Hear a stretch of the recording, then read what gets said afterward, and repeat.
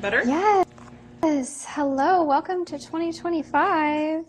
And we're going to be talking about bird flu today. Do you want to go live on the Facebook and YouTube? Yes. And then we'll jump into everything. Thank you guys so much for being here. I'm so excited you're here because I have so much to tell you.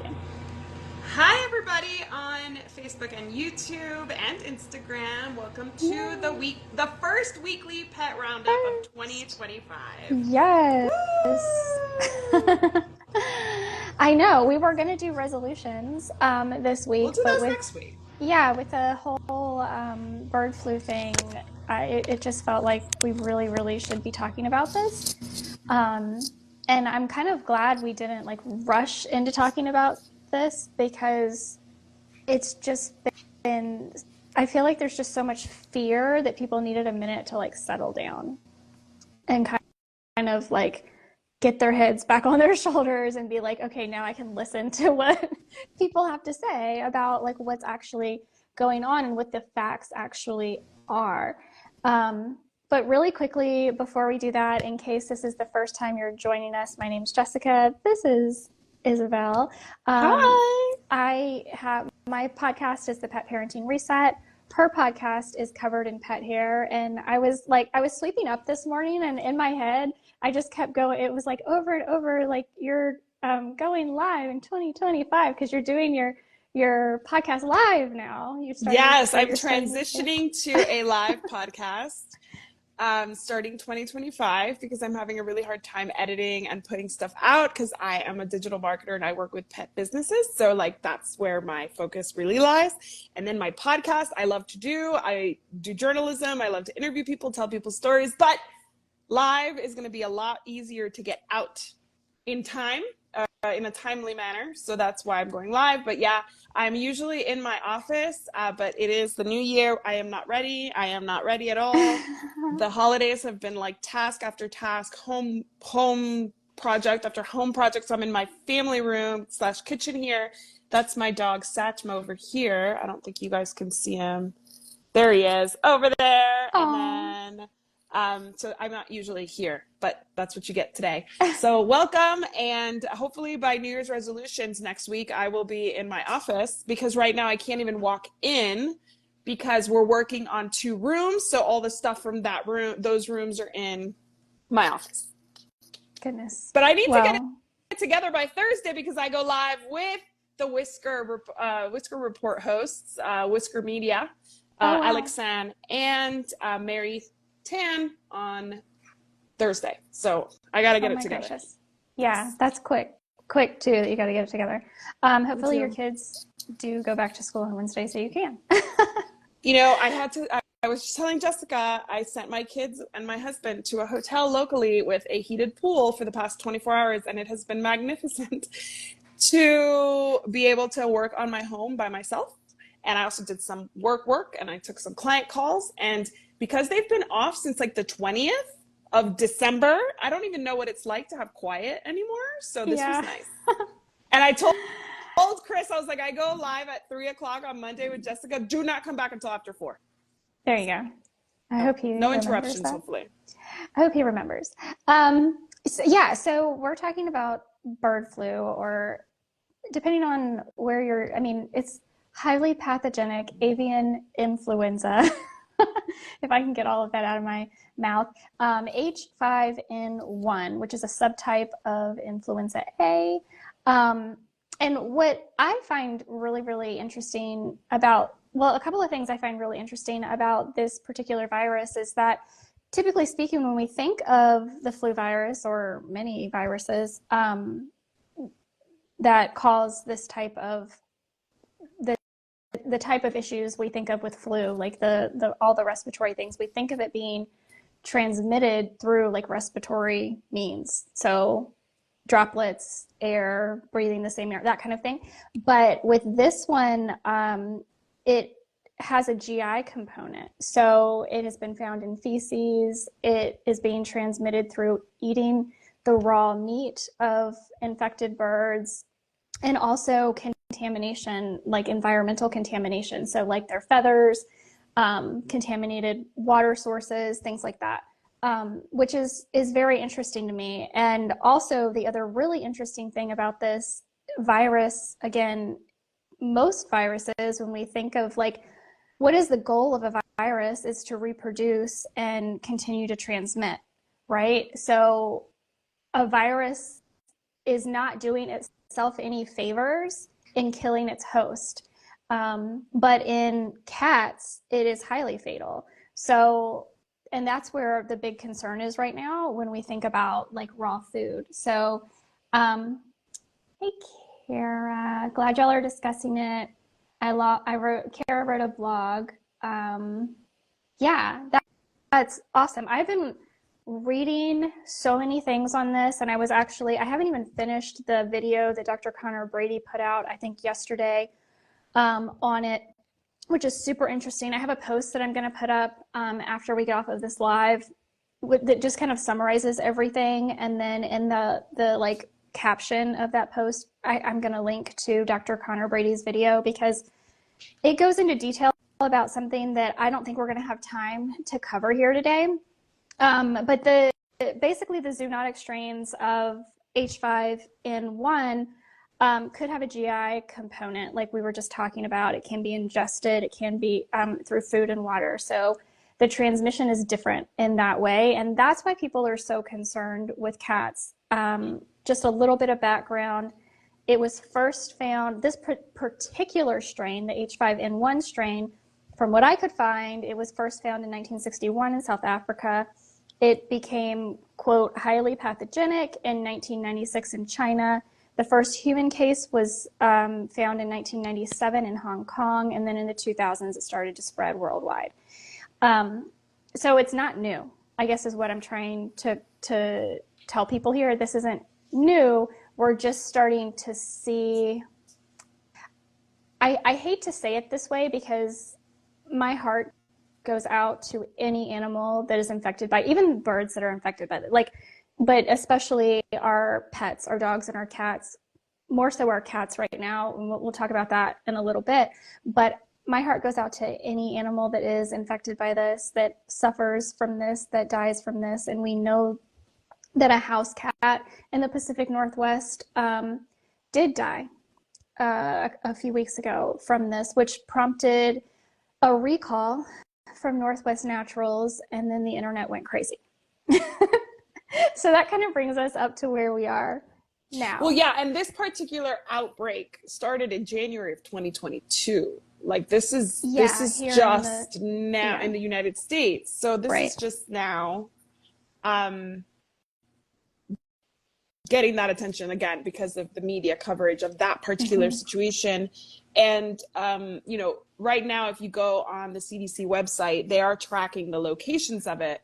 And it's in every state, like, but some more than others, right? So no matter where you are, yes, be aware of it, but just know that like Texas doesn't have, like the CDC doesn't really have anything on the map for Texas, whereas the Pacific Northwest and California, you know, Idaho, Nevada has some, like there's some counties there that are showing a lot of activity for this particular outbreak, and then Florida too, and then some parts of the Midwest. So you got to be really aware of where you are and how it's affecting your area, your particular area, because, you know, we don't want to start everybody getting all worked up and afraid of everything, because honestly, I feel like norovirus is more concerning for me. I'm in my house right now because I'm in Texas. We don't really have outdoor cats. We don't feed raw poultry. So like my risk factors are lower and lower, right? My dogs are walked only on leash. They're not let off leash so they can find like some carcass. So my risk factors for bird flu right now are pretty low, but my risk factors for norovirus for our house are pretty high because I have a 7 and a 4-year-old and they're gross. Yeah. So, you know, just remember that like there are millions of viruses out there. There are millions of things that are potentially harmful for all of us at this time. So getting scared of one thing to the point where you like can't function is not really like, doesn't make sense. And it's also not good for you. So let's talk about things that we can control and not what we, you know, are going to make ourselves crazy trying to control. Yeah. So what I wanted to do is talk about the virus, talk about the raw food and the recalls, and then talk about a little bit, not a whole heck of a lot, but a little bit about why we don't need to freak the heck out right now. Like, please don't freak the heck out right now. Okay, H5N1, HPAI, highly pathogenic, avian influenza, bird flu, whatever you're seeing it called. It's mostly like seriously affected. The reason it's called bird flu is because it most seriously and is most easily transmitted through birds. So wild birds, some farmed birds, because of how poorly they're kept generally. In my mind, at least, that's kind of how I'm going with it. It definitely makes it easier for it to spread. Makes it easier to spread. Yeah. They're definitely, their immune systems aren't great because of how they're cared for, all the things. So H5N1 infects cells by binding to alpha-2,3 linked sialic acid receptors. Say that 5 times fast. They're abundant in the respiratory and intestinal tract of birds and in some mammals, including cats. So this is why it is so highly transmissible to cats, is because they share these alpha-2,3 receptors. And cats, their respiratory systems have these receptors, making them very susceptible to the transmission. So dogs are nowhere, I don't want to say that there isn't a risk. There's always a risk. We've seen it in many animal species, including humans. But the degree is so far less that and one of the reasons is that dogs have alpha-2,6 receptors primarily. So very interestingly, cats and birds are the ones that have these alpha-2,3 receptors, and that's what's making it so highly transmissible to cats specifically. Symptoms: fever, lethargy, the respiratory symptoms we would think of: coughing, sneezing, difficulty breathing. It can also have some neurological symptoms. And then if there is a GI component to be had, you would likely see it in the cats and from the ingestion of the raw poultry that was infected. So vomiting and diarrhea could also be present. And it's often fatal in cats right now, is what we're seeing. And that is, again, one of the really strange things about this particular strain of this virus, is because that's not the goal of a virus. So my hope is that this virus will adjust very quickly, because it's realizing that it's killing its host really quickly. It doesn't have the opportunity to replicate and spread, which is the goal. So hopefully that, in my opinion, if we let it do its thing, it will kind of adjust itself fairly quickly, because that's not what a virus wants to do. That being said, right now it is very fatal in cats. I also found one other thing that I wanted to say before we jump into the actual food part of it. When we think about raw poultry in general, for human consumption, they are testing birds. So in the United States specifically, I didn't look outside of the United States because there's so much information just to cover here in the United States. So I apologize if you are outside of the United States. Oh, thank you so much. I think it's safe to say that Canada and Europe are probably doing their due diligence as well. Outside of that, you'd have to do your own research. And there are different ways of testing. PCR tests are like the gold standard when farmers are, I guess we can call them farmers, are testing their flocks. But they can do swabs of the throats, looking for the virus or antibodies to the virus, which is a whole other thing that we could get into. Like, testing for the DNA doesn't necessarily mean that it's active. Right? The virus could actually be inactive, but the DNA is still there. So that's a whole other thing that we can kind of talk about a little bit when we talk about mitigation processes in raw food, specifically when we're talking about feeding our pets. But swabbing the environment, doing blood samples, again, PCR tests detecting the RNA of the virus, show to be 95% accurate. There are other like blood tests, virus isolation, those things, but those aren't as accurate. So if for some reason you did decide to contact somebody who is making food, who is raising birds, excuse me, ideally you want to be looking for them to do PCR testing. Again, dogs can contract H5N1, but it is rare, and it's most often when they are in direct contact with an infected bird because, again, the receptors are different. So poultry farms are in the United States at least supposed to be having pre-slaughter inspections and testing. Yeah, so that kind of brings me to the food situation. Are you ready for the food situation? Yes. This is really for those that feed raw, but I have questions about commercial pet foods too. So which one do you want to start with? That's where the recalls are coming from, right? Well, commercial cooked. Commercial cooked. Okay.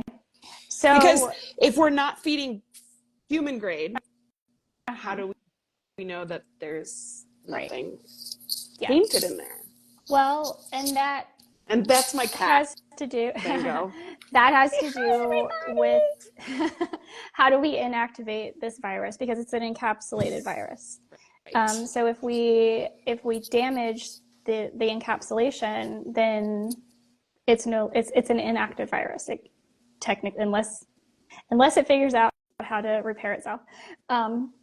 And so there are mitigation factors that we can talk about. But I want to, if it's okay with you, talk about the recalls, because it prompted the Northwest Naturals recall. Morash Meats of Portland is their packer. They issued a voluntary recall for their 2-pound turkey feline recipes due to the highly pathogenic avian influenza, where a house cat died. And I, again, just want to say I am so sorry that this house cat died. I honestly wish nothing but like peace and love to this cat's family. I hope the cat didn't suffer, and I hope that they are at peace with what has happened. That being said, Oregon Department of Agriculture did not do what they were supposed to do in testing this sample. So they tested the open package that the customer, the pet parent, provided, which did test positive for avian influenza, for H5N1, and matched that the cat, they said, died of this same strain. Susan Thixton wrote her blog a while back, right after this happened, saying it is mandatory for regulatory authorities to test unopened samples. The protocol for USDA, FDA, and all state departments of agriculture is to test an unopened sample. An unopened sample is not an opened sample is not an acceptable sample to force a company to recall. An opened sample can be contaminated from outside sources prior to analysis. Laboratory analysis of an open sample should never be used to issue a press release frightening a world of pet owners. That's a quote from Susan Thixton's blog. And the reason I bring that up is not to shame anybody, not to make anybody think that, oh, they shouldn't be worried about feeding raw poultry. I do think that we should be concerned with our cats and feeding raw poultry. I just think we need to be a little bit more like not in our fear brain and thinking a little bit more rationally. Yeah. And so pet food industry, PFI, issued a blog as well where Pets Plus contacted and spoke to the owner of this cat, and I'm not going to say her name. You can find her name if you want to find her name. But the cat's owner said that the infected cat was not a strictly indoor cat, which was contradictory to the Oregon Department of Agriculture's statement. And the cat frequently accompanied her owner into pet stores and appeared often on social media in outdoor excursions. So it is possible that this opened package of food was contaminated after the company packaged it. And it got to, and again, I'm not saying that that's what happened, but that possibility exists because the Oregon Department of Agriculture did not go through the proper testing protocols. And so we don't know. Right. All it takes is that cat coming in infected, somebody reusing a spoon, and now we've contaminated the sample. Yeah. Like it's Absolutely. not hard to contaminate a sample. I mean, yeah. So that's why they have these regulations where you have to have a closed package. What I don't understand is why wouldn't they look, and by the time the pet is sick, passes away, and there's an investigation, also, how long was that package open? Yeah, there are a lot of questions like that that we don't know. So currently, to my knowledge, nobody knows if any other unopened packages have been tested yet. And I can see where, look, Northwest Naturals already issued their recall. They, the FDA contacted them. They issued their voluntary recall. At this point, to go back and test and say, no, this was all wrong, while us, like in the healthy pet food space, are like, yes, we want you to do this because we want to prove that raw food is quote unquote safe. The reality is that this pet parent lost her cat, and there's a whole lot of legal stuff in the background that, of course, we may never know. We may never know if they do or don't test any. And so there have been 2 other recalls since then that I want to acknowledge, because one of them is not for avian influenza, and I think it's being wrapped up. I think a lot of people think that it's for H5N1, and it's not. Open Farm issued a huge recall for a ton of lots of food for having plastic contamination, not avian influenza. But I think because it's in the timeline, everybody's like, oh my gosh. Another recall. Yes, yeah. It is not. It's for plastic contamination. However, there was one other recall in California and LA County for avian influenza in a raw food that was being sold locally at farmers market. Yep. Which to me has so much more possibility of having contamination, because they're not necessarily being made. These foods may not be made in commercial kitchens using all of the, when we think, and I'm not saying that I don't love and support and appreciate these mom and pops that are doing this kind of thing, but I can see where contamination, the risk might be higher. Risk might be higher. So again, that started out with 1 cat, and then the other cats in the household, I think it's a total of 6 cats all in one household. So I'm so sorry to those cats and pet parents who are dealing with this. It's terrible. I hate it. And I'm so sorry. So sorry. The other thing that I want to address is that raw milk is being thrown into the mix here. And I hate that so much. Because I did so much, I researched, and and the only reason I can find that raw milk would be thrown into this mix is if it is cross-contaminated. So somebody on the farm handling an infected bird, not properly washing up, and then handling the raw dairy. That's kind of situation. Because they tested positive for avian influenza. But that could happen with literally anything. Correct. So why they're focusing on the raw milk? And it's just, I can only speculate. It's as of today. Raw Farm on November 24th, 2024, and raw milk from Raw Farm and raw milk from Valley Milk Simply Bottled, and that was on December 14th. Yeah. And so, it's usually on farms that have both the dairy cattle and bird flocks, that there's this cross-contamination potential happening. So yeah, and then somebody said the issue is that there are so many subviruses that dogs can be carriers. That's absolutely true. We talked about that at the beginning. The risk to dogs is less with this particular strain. Fatality, yes. Yes. Yeah. Because of the difference in receptors. Well, we don't want anybody to get sick, but obviously if cats are at more risk for really serious illness, then we want to make sure everybody knows. And especially if you do like the canine dietitian is saying, like, because dogs can be carriers, if you have an indoor cat but your dog is outside being exposed, then now you have another risk factor, right? So yes, absolutely. Yes, because of the environmental contamination element here, and it's in there, it's in the bird's droppings too, right? So like, all they have to do is walk on an infected bird's dropping and now it's in your house, right? Like that really is like, that's one of those things where you live and how active the cases are really does influence, you know, your behavior choices and your lifestyle.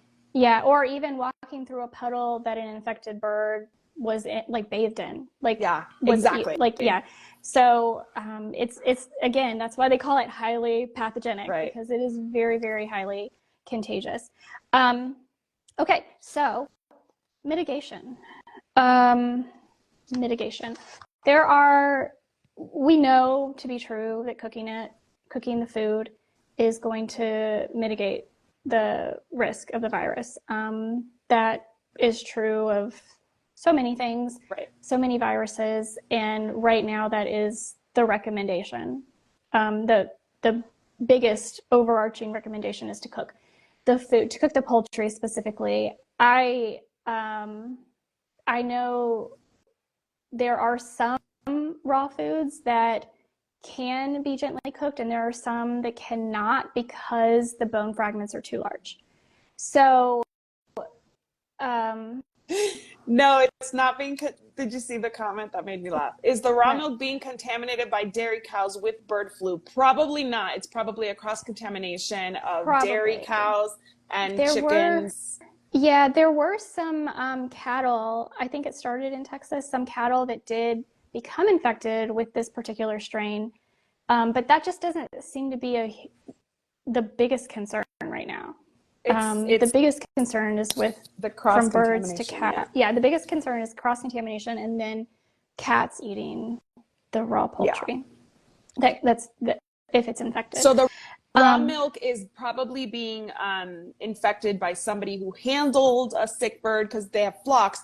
This is affecting agricultural flocks a lot, right? Because they're obviously held in close proximity. Even if you have a backyard flock, you keep them all together, right? So there is that closeness that's why birds can get so sick so quickly, and so many viruses go through so many flocks because they are kept in close proximity. So they're literally just changing. And then if somebody who's handling both, or somebody who's literally walking from one part of that farm to another, bringing a contaminated like feces on their shoes, is going to be introducing it to either the milk, either the final product, or the cow, right? Like we don't really know. This is new for cows, and although like what we just said, but Kara said as well, some cows have presented with, or have been tested and found positive with a strain of this avian influenza. So 200 different mammals. It's new in cows the past 10 months. It can infect all kinds of different mammals, which is crazy. Which also means we can get it. So, okay, cooking is what most recommendations are at this point. I did find that HPP, high pressure processing, should be able to kill the virus if the pressure is high enough. So 500 MPa, I'm not an HPP specialist, but whatever, that's going to be like the pressure, pressure, is generally required to ensure viral inactivation in similar viruses. So HPP should, because it's going to, again, break that like encapsulation that the virus is living Protected by, yeah. protected by. Yes, thank you. There was one study that showed that fermentation could also inactivate the virus if the pH was between 3.5 and 4 for at least 24 to 48 hours. So both with fermentation and with HPP, it's not just like a blanket do HPP or do fermentation. Like there aren't really regulation in the pet food industry on how to do fermentation or how to do HPP processing. So for like the fermentation, the amount of time, the pH, the temperature, all of that isn't regulated. So the environment has to be right. Same with HPP, the amount of pressure and for how long is not regulated. So one company may do HPP very differently from the next company that does HPP. So yes, both of these processes can inactivate the virus, but that doesn't necessarily mean that the brand that you're purchasing has met the requirements to inactivate the virus. This is when Does you that make sense? reach out to the brand. This is when you reach out to the brand and you ask them, is your process going to kill this virus? And and if so, can you tell me more details? Because you want to know the details. You want to know how they came to the conclusion that it is safe and based on what research. Because I mean, I trust brands, but at the same time, I also know that, you know, it's a very poor business decision to tell people, no, it's not safe, don't feed it without recalling it. Well, that's true. So, you know, they need to back up whatever statement they make. That's true. And one of the things that I was having a hard time finding is testing specifically for this specific strain of virus. So what I was finding is that what we know to be true in similar strains of viruses. And I know quite a few raw food brands that have posted that, you know, they are working to find out how do we get to the point where we can test specifically for this virus. It's not even a new virus, but it's a new problem for the pet food world to have to deal with is kind of where I think we're at with that. So, wow, that actually went a lot quicker than I thought it was gonna go. I have started listening to a video that Dr. Connor Brady did, and this is in no way political at all. If you listen to his video, which I will post the link for after we get off of this call, it is not at all political. It is 100% about the data, about the studies that have come out since 2020.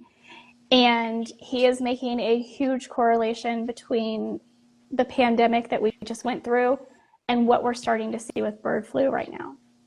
And what I will say is that in July of 2024, Moderna was awarded $176 million to develop a pre-pandemic mRNA vaccine for H5N1. So again, I'm not getting political at all here, but what I am saying is that there is a lot of money to be made in fear. Oh, always, yeah. And so I don't want people to make decisions based in fear. I want people to do the research.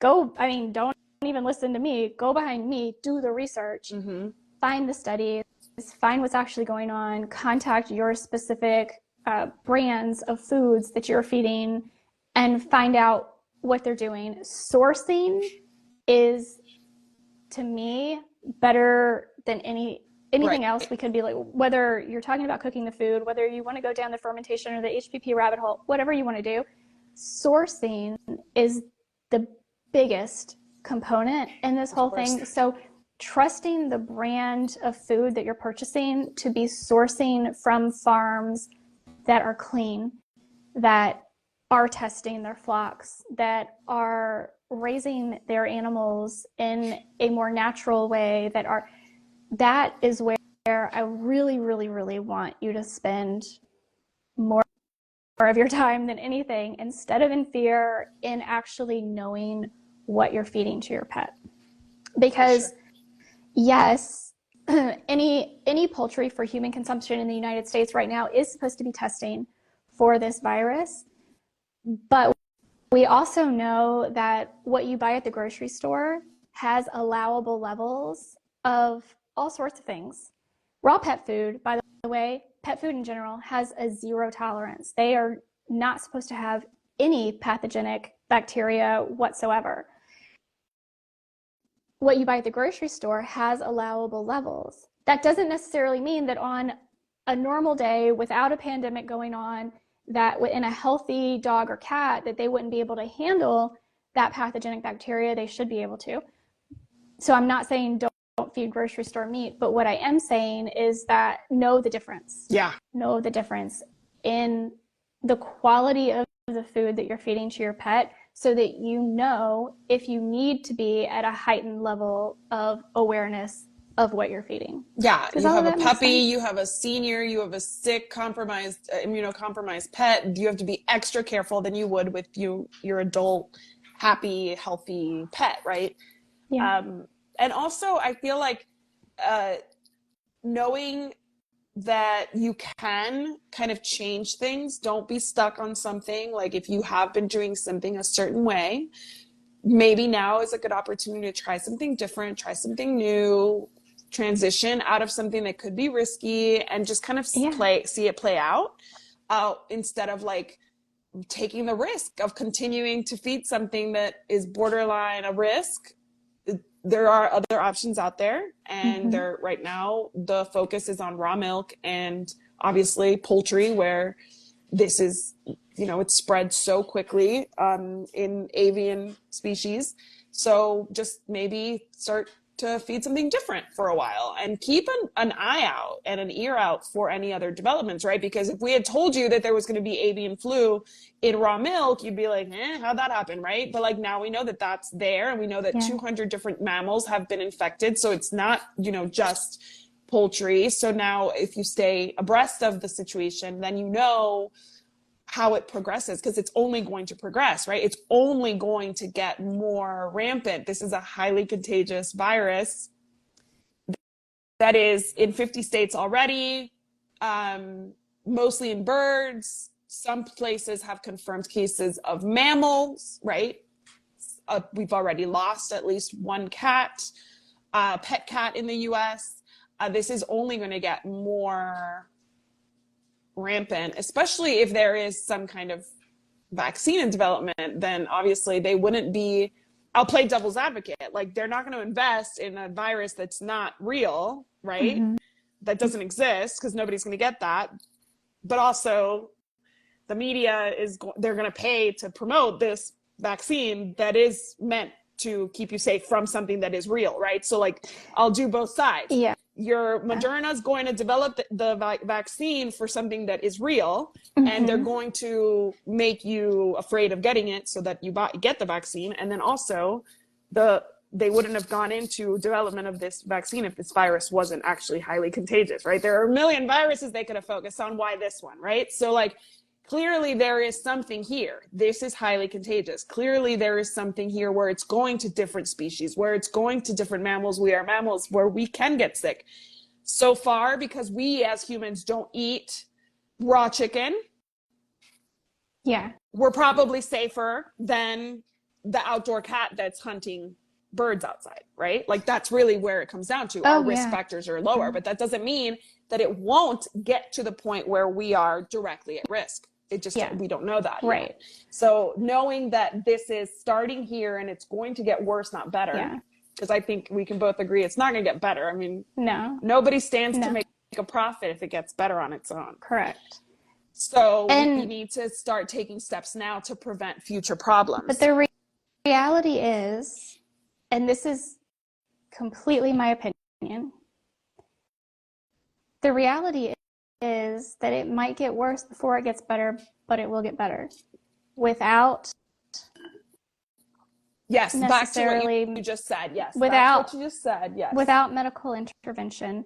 And the Yeah. reason I believe that is because of what we did see in the last pandemic and the Right. numbers and the statistics there, as And just well the way as, viruses work, right? yes, Like that's literally how they work. yeah, Yeah. and a virus will very quickly mutate and change to be able to live, Yeah. because that is its only goal.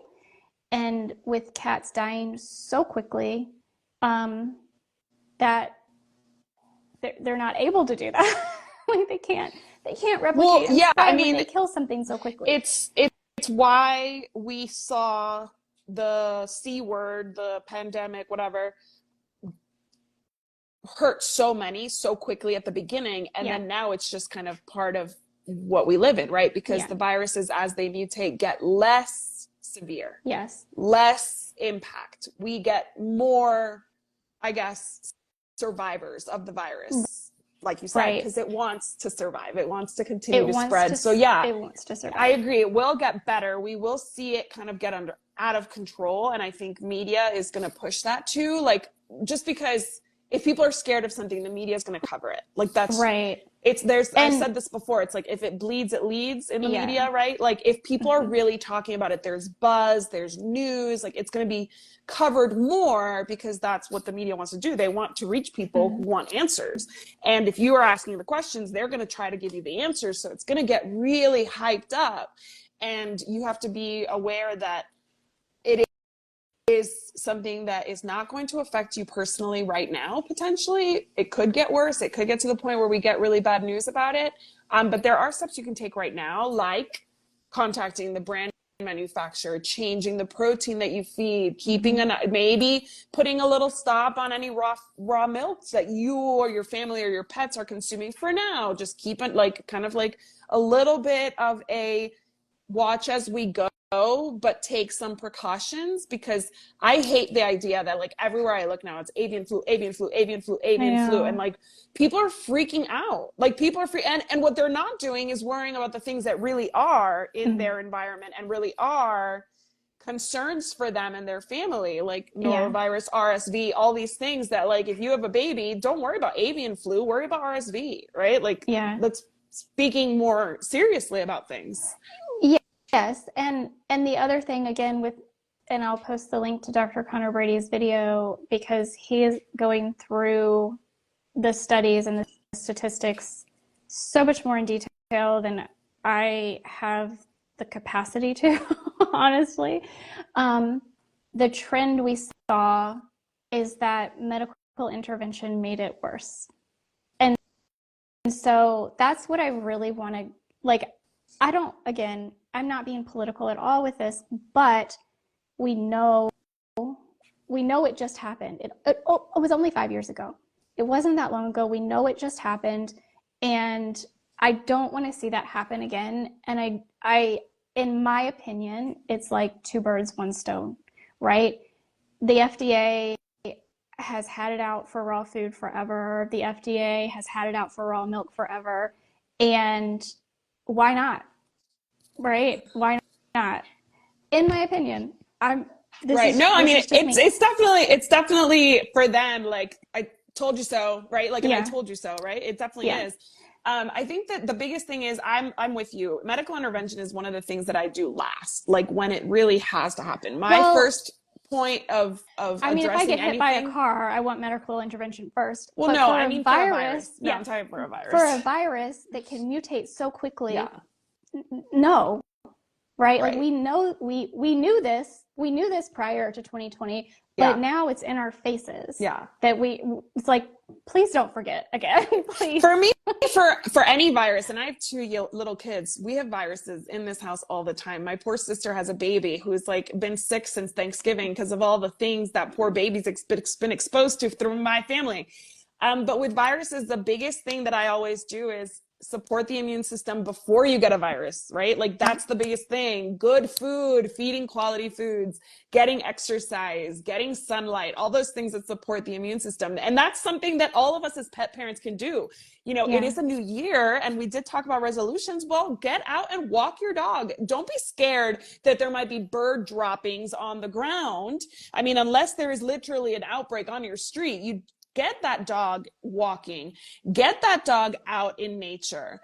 Make sure that you're feeding that dog or cat the best food you can afford. Make sure that if it is a potentially risky food, you're talking about the sourcing of that food with the manufacturer. Contact them. They are meant to answer your questions.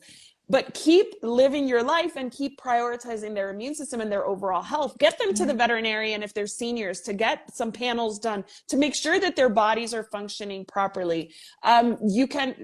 Colloidal silver is something that we use a lot in our house.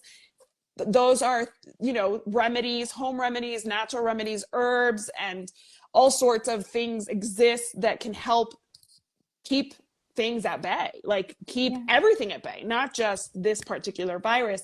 Also making sure that you're maintaining a clean home. Wash your dog's bowls, wash your kitchen and your sink after you cook even with poultry, like for your family. Like make sure you're making good decisions instead of panicking and running out to get a vaccine that may or may not protect you, right? Because like you said, they're different strains. So like just like the flu vaccine, they do like the strains they think are going to be most active, but you might get a different flu strain and that vaccine did nothing for you. But instead, start by maintaining your home, maintaining your pet's bowls, cleaning your sink, disinfecting your stuff, you know, keeping your cat indoors. Like that's a big one, especially if you're in an area in the Pacific Northwest. If you go to the CDC, the reported cases of bird flu it's so much there. So if you have an indoor outdoor cat, like bring them indoors. And like don't wear your shoes in the house. And like there are a lot of things. I use colloidal silver as sparingly as I would any other antibiotic. I think it's amazing, but I don't like there are a handful of things that I'm very, very cautious about talking to people about. Crate training, colloidal silver are like right there at the top because they can very, very quickly and easily be abused. I think. Exactly. Less is more. So yeah, like love it, have it on hand, but it's not something that I want to be using every day. And herbs too. Like we talk about herbs being super potent, right? So like you need to be dosing them accordingly. You need to be using the right herb for the right thing. Homeopathy as well. I love homeopathy. We use it a ton in my house, but that little sugar pill is potent. So you have to make sure that you're using it for the right remedies, for the right things. So, you know, yes, on every remedy, I'm all about it. Garlic, yes. Even for pets, yes. But how much? And, you know, what quality and all that good stuff, you know? So you don't want to overfeed your pet anything, and too much of anything is not good. Even the most, we use colloidal silver a ton for my son who has sleep apnea. He's a mouth breather and we spray because he gets tonsil stones. I'm only allowed to do one spray. Like the bottle says 20, but we do it so often that we can do one spray a day. So yeah, those kinds of things you need to make sure you are doing less is more. And starting slow, ramping up, making sure that you are keeping an eye on any symptoms and any symptoms that you think, especially if you're in an area that has a lot of reported cases. If your pet gets sick, go to the vet, right? Like if your pet is showing signs of loss of appetite, they're not eating, they're not really active, they're throwing up, they have diarrhea, you can tell that there's upper respiratory issues going on. Do not wait, especially if you are in an area where there are a lot of confirmed cases, especially if you have an indoor-outdoor cat, especially if you go hiking a lot with your dog. All of those things, you know, we want to make sure that we're remembering our personal risk factors for all of these things. Because that, to me, it makes me crazy when I see coverage of a situation. And I'll use this completely unrelated to anything that we're talking about today. This was about tetanus, and this was a family on a farm. The kid has a puncture wound. The family stitches it up. Oh, wow. Then the kid ends up in the hospital for 3 months because they got tetanus. And now they're using this as a sign that tetanus is alive and well and scary for everybody. One, I don't live on a farm. Two, if my kid had a puncture wound, I'd go to the doctor. Yeah. Three, I would never stitch anybody because I am not a doctor, right? So the risk factor that that family had is a risk factor that I would never have. That child had that risk because the family took that risk and lived in a risky area, and that stake that he was punctured with was in a risky area. That doesn't exist for me. So when people use these like one size fits all risk factors, like everybody is in danger, everybody's gonna die, everybody's cat's gonna get sick, that makes me think, no, because we don't all live in the same home, in the same area, in the same house. We don't have the same cat. You know, my cat is 2. The cat, you know, the cat down the street who's 21, definitely different risk factors, right? So remember that you can only control your risk factor, what you feed, how you feed it, when you feed it, how you clean, where you go out, where you hang out, where your dog is, how long it's been since their last dental, how long it's been since their last vet visit, and, you know, senior panel, whatever it is. That gives you more information than anything you're going to get on the media. Like, please remember that. And you can control, there's a lot you can control. There is. And I mean, me personally, my cats are 15 and 16, and they don't really eat raw poultry anyway. Most of what they eat raw is like rabbit and duck and pork, things like that, some beef. So I don't anticipate making any huge changes in my household. But if you are, because I know a lot of cats do prefer, you know, chicken. Mine loves chicken. And Mine loves chicken. So, I mean, if my cats were eating raw chicken, I think out of an abundance of caution, if I were feeding a brand that I didn't know, if I were on the fence of having faith in their sourcing, I would see if it's something that I can cook. If they're using eggshell powder, you can cook it, gently cook it. If they, you know, double, triple grind the bone, you can gently cook it. Or like you said earlier, switch to another protein. If they're only going to eat poultry, then I might actually switch to cooking the meat and organ meat, and then using another animal for bone, or doing an eggshell or something like that. Like, there are things we can do to make adjustments if we feel like we need to make adjustments. And obviously the easiest is just to switch proteins, or switch to something that is gently cooked for the time being, if that's what you're going to, you know, feel more comfortable doing, because there are commercially available gently cooked foods out there that are pretty darn good quality. I mean, a lot of them do have higher carbohydrate content than what you're going to find in a raw or a freeze-dried food. Generally speaking, most freeze-dried foods that I know of are HPP. There may be some that aren't. Here in the United States is, again, what I'm talking about. But I did see that Diane was asking, is the disease in the UK? I don't know the specifics about the statistics in the UK, but I do know that it is worldwide. That A5N1 has been found all over the world. Julie says, I just lost my 23-year-old kitty. I saw that, Julie. I'm so sorry. I'm not on Facebook very much anymore, and honestly, I think I've decided in 2025 I'm done. But anyway, she thrived on raw and hunted in her younger days until age 18. No chemicals on our little farm. She lived a great life. I miss her. 23 years just wasn't long enough. That's so sweet. And I'm sure she had a beautiful such an amazing life. Yes, such an amazing life. Julie, I am sure you are so excited for tomorrow. By the way, we've got just a few minutes left.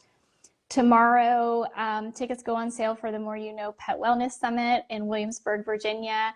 And Amanda is going to be on my podcast tomorrow talking about it. I actually am publishing it earlier in the day than I normally do at like So people 6 can go a.m. watch. because So so can people can go people buy can, tickets? yeah, so people can listen because tickets are going to go on sale like first thing in the morning, East Coast time. And don't forget to get, I'm sure Amanda is like, here's your ticket. No, I'm just kidding.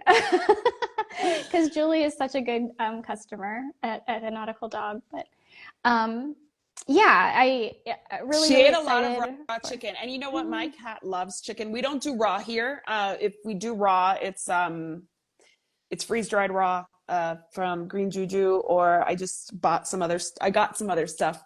I won it. Remind me the name of it. What did I win? Did you get Steve's? Or Steve's. yeah, you got Steve's. Steve's. Is that what you got? Steve's. So Yeah. yeah, I think so. So I won a shopping spree at Only Natural Pet, and it was great.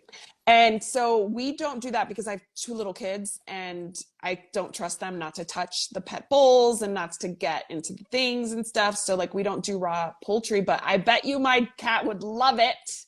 And I think it's really sad that like something that our cats, love is dangerous. But I personally am not as concerned for raw feeders as I am for indoor outdoor cat owners. Like that's really where my fear goes to, because I think, and I know that there are yeah, you're gonna have to fight for your ticket like everybody else. That's awesome.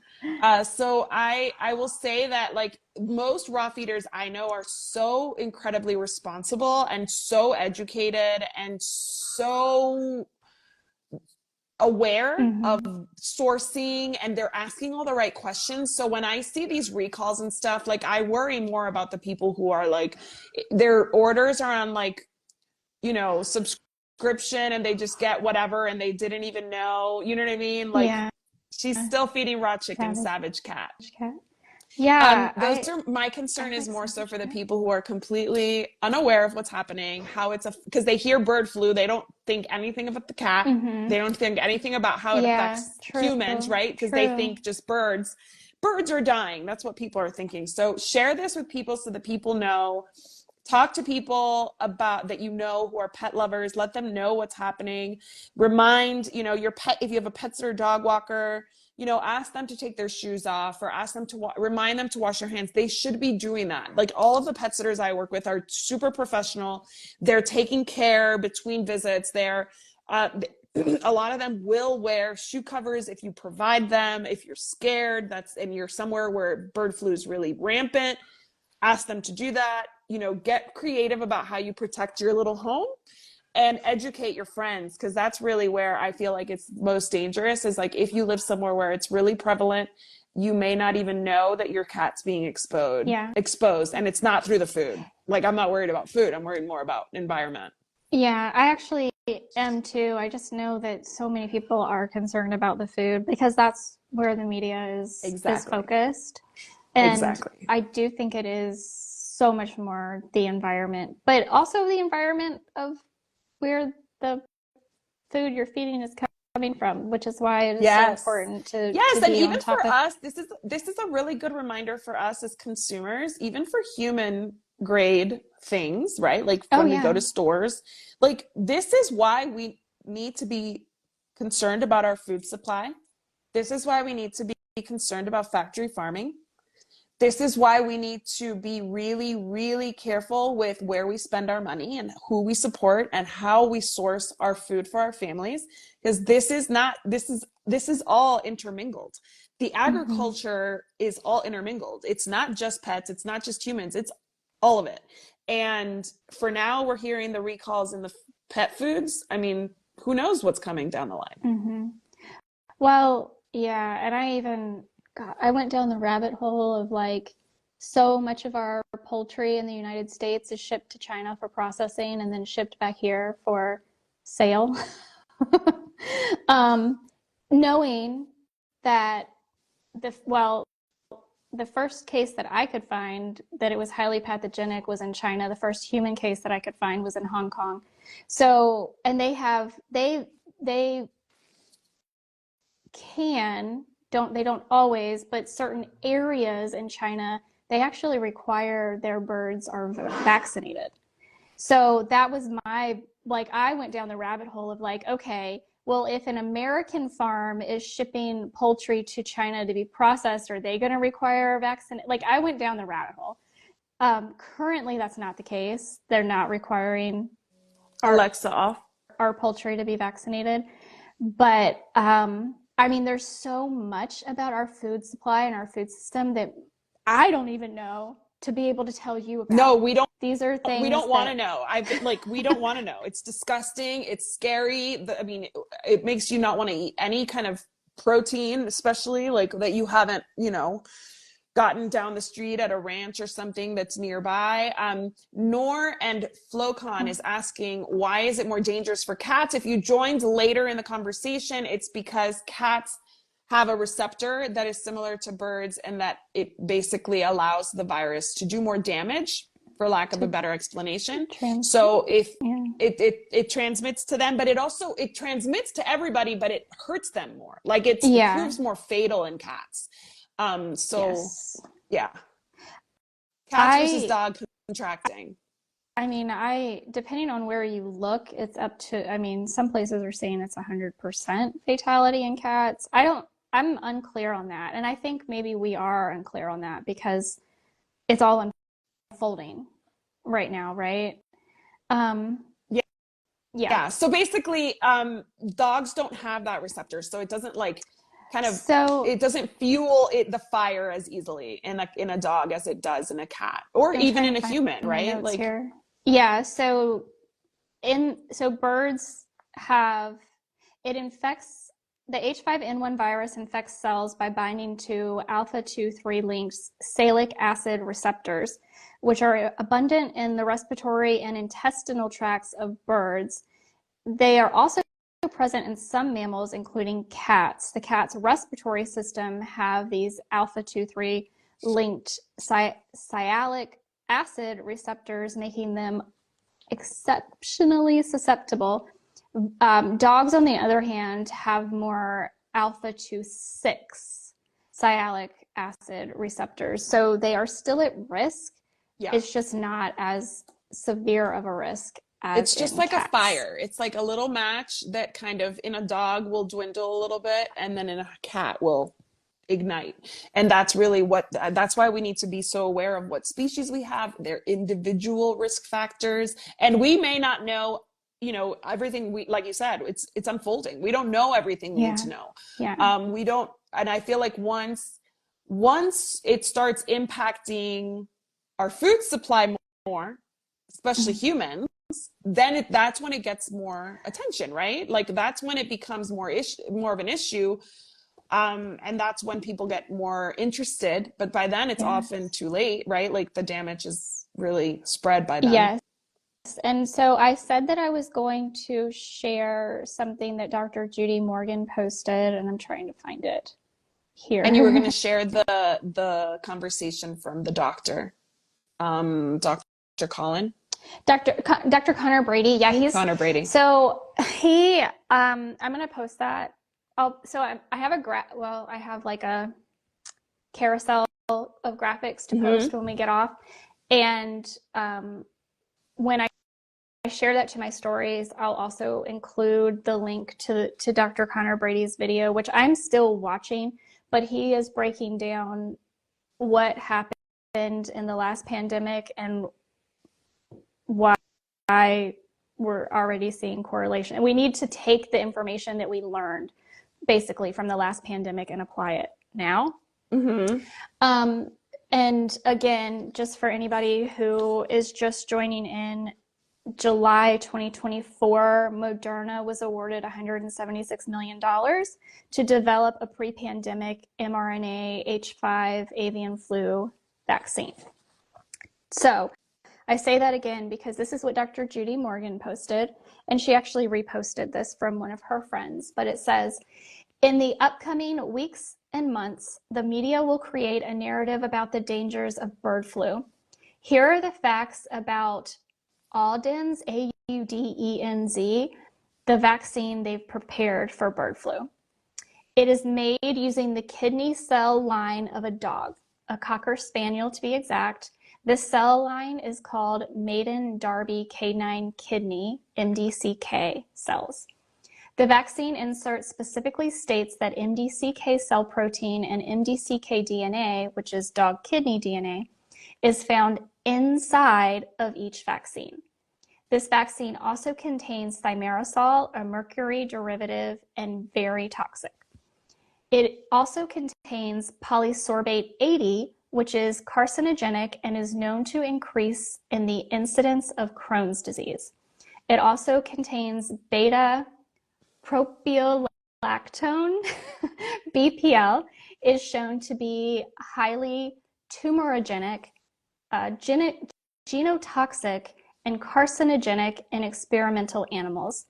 That's just the ingredients. As for the trials, there were many serious adverse effects, or SAEs, and fatalities. So, and the reason I'm sharing that is because I truly believe that while yes, we do need to be aware, we may even want to change some of the things that we are doing for our pets because it is very highly contagious and fatal in cats specifically. Please don't fall for the fear and rush into getting or accepting any animal species, including the chickens and other poultry that we raise for food in the United States, to get a vaccine like this that could potentially cause more damage than, again, we go back to the whole viruses mutate very quickly, and when we introduce a vaccine in the middle of a pandemic, it doesn't work out the way they say it's going to work out. Well, and here we are. We have a couple comments and we'll wrap with these. But so my friend keeps chickens and walks to my front door. Should I be worried that he's carrying the virus on his shoes? I mean, no.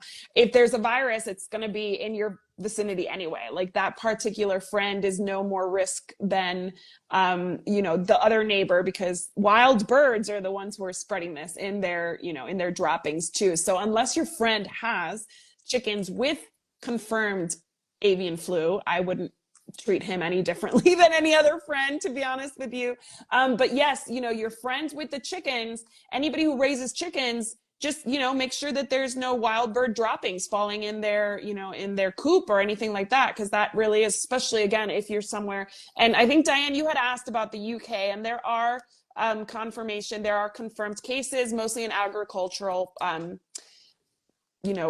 chicken processing, raising, plants and farms. So it's mostly agricultural. And then this is Noor and Flocon says, this is why I don't believe this BS about the disease. We have to stop being paranoid. Absolutely. That's one of the things that's so important for me, is to not make anybody paranoid about anything, because stress is actually the worst thing we can do for ourselves. Our pets feed off of that energy, and they don't want anything like that, to be in their home. We want our homes to be like this beautiful sanctuary where we can feel safe. So if you just do the regular stuff that is right to do, wash your bowls, clean up properly after processing, or, cooking raw meat up for yourself, for your family, make good decisions about what food you're feeding yourself, your family, your pets, you're going to be just fine. The chances are you're going to be just fine. And obviously if you have, you should, for food recalls, and this should be global, is if you purchase something, they should email you, especially if you use something like Chewy, Sprouts. So I just got a recall for some granola balls that I give my kids, and I got from Whole Foods. I got an email from Sprouts, from Whole Foods, and from Target.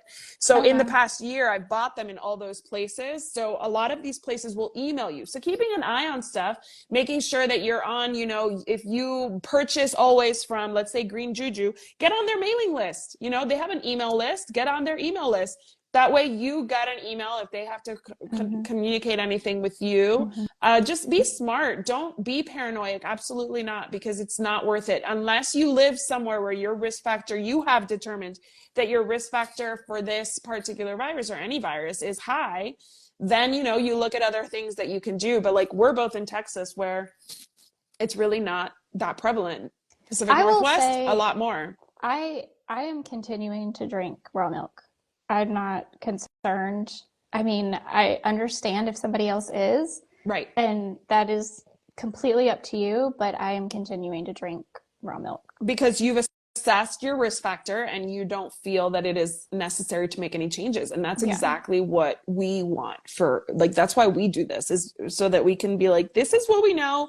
You do what works for you and your family. Like, never are you going to hear Jessica being like, you better stop doing this. And I'm, you know, Jessica and I don't raise our pets the same way. We don't feed our pets the same way, but we keep each other informed. Like, I had been feeding a particular brand that she saw on a recall, and she texted it to me being like, hey, like, they're on a recall list. I hadn't been feeding them for a little bit, but she kept an eye on it for me, just like I would for her, because at the end of the day, you have to do what works for your family, and living in fear is not going to work for any family, like, at all. I mean, I remember when I became a first-time mom and I was so scared of every virus, like, I was like spraying everybody's hands with hand sanitizer. I think my mom got like a flu shot before coming, which I never asked her to do, but she was also super paranoid about making my kids sick and all this stuff. And now I'm like, they're 7 and 4, and it is impossible to protect them from every virus. When my friends are like, you know, you want to get together? I don't know. One has boogers. We're like, they all have boogers. Like, I mean, let's just get together anyway, right? Because the social aspect of getting together is so good for them. We're outside in the park. They're playing. They're being active. So the boogers, not really on my radar anymore, right? When they were little, of course, when they're tiny, under a year, and they have a very immature immune system, you have to take more care. And just like your puppies and your senior pets, or kittens, you're gonna have to take a little more care when they're certain ages. But after a while, you just have to be realistic that viruses exist in our environment, bacteria's everywhere, and just do your best to keep your house as clean as you can and keep your pets as healthy as you can, and everything else will fall into place. Absolutely. And thank you all so much for all of your kind, lovely words. Julie, I'll see you in July. And if you're not going to be here during Super Zoo, then let me know. Everybody loves Jessica's new hair. Thank you. So let's all take a moment to admire Jessica's new do. New year, new me, Jessica. No, it really isn't. Happened before. The bangs happened before the new year. I don't think everybody noticed. Nobody noticed. Yeah, they were more like curtain bangs, and then she decided when I went to get a trim that she just kind of. I love bangs. I love bangs. Bangs look great on you. She's like, they're free Botox, and I'm like, wait, I need Botox. What do you mean free Botox? Because they cover your make you look forehead. younger. Oh, they do. They cover your forehead. Okay. I'm like, do they make you look younger? Because I'm like, I'm gonna go get bangs. I don't do bangs well, so if you see me with bangs, something terrible has happened in my life, and Normally, I would say that, but I've been doing bangs like once a year lately, and just kind of like. I don't know. I'll do a side bang, which I need to do. I do a side bang real cute, right? You do, But no, the whole bang thing, I don't know, man. I can't pull it off. I can't, and I have tried. So hopefully I'll get to meet you, Julie. I'm hoping to go to the what is it? The More You Know Summit, the More You Know Summit, Pet Wellness Summit. Yes, so I'm hoping to do that. And by the way, I will say, please, if you're in Florida, check out Space Cats. It is a Florida-specific cat convention. It's starting this year. It's on the 26th and the 27th of January. If you know anybody in the Space Coast or Orlando area, anywhere around there, share it with them. Lisa Hernandez is so great. She's with Lisa Works. She's putting it together. She's such a great person. I did an interview with her where we talked about all the vision that she has for that conference. So if you know anybody in Florida, help support it. It's the first year, so obviously it's a little bit on the smaller side, but she wants to grow it and get all the cat lovers together in Florida. And then check out both of our podcasts, the Pet Parenting Reset and Covered in Pet Hair. Today I dropped an interview with Erin Moore about pet loss and grief and bereavement and pets and how lacking it is. So I think that's a really good one. If you are bereaved, if you feel like you need somebody to understand where you are, how hard it is to let go, Erin is amazing at that. Erin, my guest, is just really honest and really raw about how affected she was when she lost her beloved dog. And that is really great. And then Thursday will be my first live of the year with the ladies behind Whisker Media. And we're going to talk about New Year's resolutions, New Year's energy, New Year's, same me, because there's nothing wrong with you. You don't need to change, but you know, how to use that new year to motivate yourself. So if you're interested in that, whether you're a pet parent, a pet business owner, whatever you are, we're going to just talk about pets and sharing our story and how important, connecting with like-minded people is. It is. It is very important. I'm not into the whole New Year thing because it's the middle of winter, but that's a whole other topic, It is the middle of winter and my kids are still home. So as far as I'm concerned, I think that the New Year is going to be like February 1st. You know what I mean? Like when I figure out how to like put away everything and kind of actually settle into the season, maybe that'll be my New Year. But after the holidays, it's too crazy. It's too crazy. Yeah. All right, y'all. Thank you so much for hanging out, asking questions, participating. I know I really appreciate it. And we'll see you next week. And if you have any recommendations, we're going to talk about the resolutions unless something really big comes up. But we talked about resolutions last year and I failed at all of them. And I'm talking about my pet specific resolutions. So I'm going to listen to that podcast again before next week, our podcast from last year. Oh my goodness. And I'm going to see all the things I said I was going to do that I did not do. And I'm not going to be mad at myself about it. No, it's okay. Because you know what? It's chaos. Time is an illusion. Right? Julie, it's chaos. Life is chaos. Everything's chaotic. We do the best we can. New Year, same me, probably same resolutions. Same resolutions. All right, y'all. We will see you Bye, next guys. week. Thank you. Bye. Bye.